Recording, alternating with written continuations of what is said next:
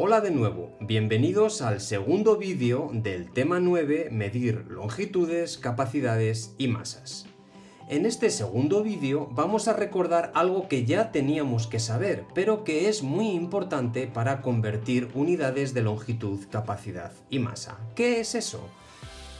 Eso es la multiplicación por la unidad seguida de ceros y la división entre la unidad seguida de ceros.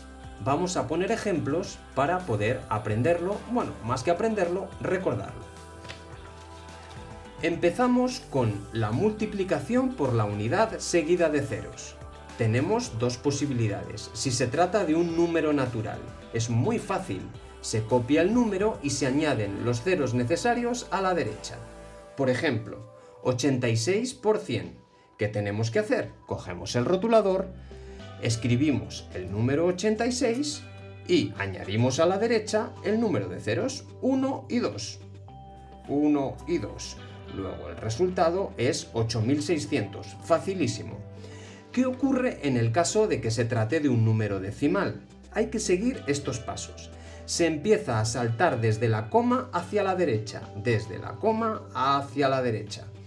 Tantos saltos como número de ceros. En este caso 3, bom, bom, bom, 3 saltos.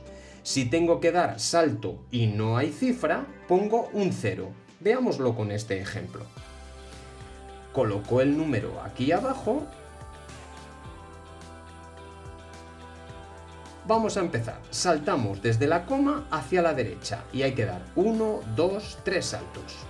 1, 2, 3 saltos. En el tercer salto no hay cifra debajo, con lo cual coloco un 0 y ya tengo el resultado. Lo coloco con rotulador arriba para que se vea perfectamente. El resultado sería 33.240. Vayamos ahora con la división. La división, como en el caso de la multiplicación, también la dividimos en número natural o si se trata de un número decimal. Empecemos con el número natural. Hay que seguir unos cuantos pasos. Primero está el truco de la coma invisible. Un número natural, vamos a imaginarnos que tiene a la derecha una coma invisible que podemos colocar o simplemente imaginar. Después, el salto desde la coma hacia la izquierda, desde la coma hacia la izquierda. Tantos saltos como número de ceros. Si en este caso hay 2, pues 2 saltos, 1 y 2, depende. Si doy un salto y no hay cifra, se pone un 0. Si doy un salto y no hay cifra debajo, un 0. Donde acaban los saltos cae la coma. Y por último, si antes de la coma no hay cifra, se pone un 0. Veámoslo con este ejemplo. Ponemos el 2, nos imaginamos la coma aquí y damos saltos 1 y 2. Un salto, 2 saltos. Como en el segundo salto no hay cifra, colocamos un 0. ¿Se han acabado los saltos? ¡Bum! Cae la coma. Como no hay número a la izquierda de la coma, colocamos un 0. Ya tenemos la respuesta correcta. Vamos a colocarla con rotulador para que la veamos bien. 0,02. Vayamos ahora con el caso de la división cuando el número es un número decimal. Se empieza a saltar desde la coma hacia la izquierda. En este caso, la coma siempre viene marcada. Tantos saltos como número de ceros, igual. Si tengo que dar un salto y no hay cifra, pongo un 0, igual que hemos visto antes. Donde acaban los saltos cae la coma. ¡Bong!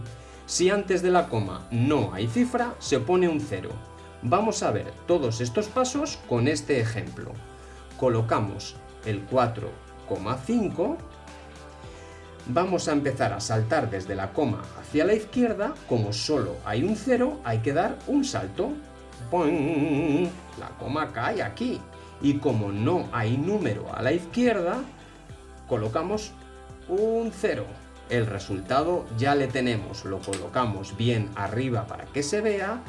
0,45.